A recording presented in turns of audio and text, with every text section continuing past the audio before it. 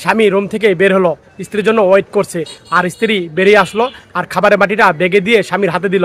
বলল, আজকে তোমার জন্মদিন, সেটা কি তোমার মনে আছে? আর তখন স্বামী বলল, গরিবের আবার জন্মদিন, আচ্ছা দেখা যাবে। এই কথা শুনে স্ত্রী তখন মনটা খারাপ করলো। দেখতে পেলো স্বামীর গায়ে শার্টটা ছিঁড়া। স্বামী চলে গেল কাজে আর স্ত্রী রুমে গেল। বাটিতে কিছু টাকা জমা ছিল আর টাকাগুলো হাতে নিল আর দেখলো এই টাকা হবে না। আর তখন সে হাতের চুড়িগুলা বিক্রি করবে। আর তখন কিছুক্ষণ পর স্বামী কাজ থেকে আসলো আর তখন স্ত্রী দেখতে পেলো স্বামী এসেছে। আর স্বামী তখন জলচকের উপরে বসলো, বসে একটু রেস্ট নিচ্ছিল।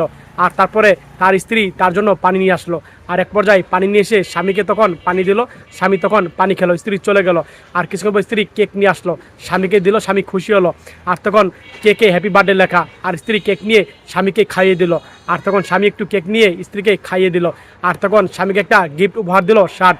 আর তখন স্বামী খুশি হলো, দেখতে পেলো যে হাতের চুড়ি নেই। আর তখন কল্পনা দেখলো স্ত্রী এই চুড়িগুলা স্বর্ণকারের দোকানে বিক্রি করেছে, বিক্রি করে টাকা নিয়ে তারপরে শার্ট কিনেছে। তখন স্ত্রী সরি বলল।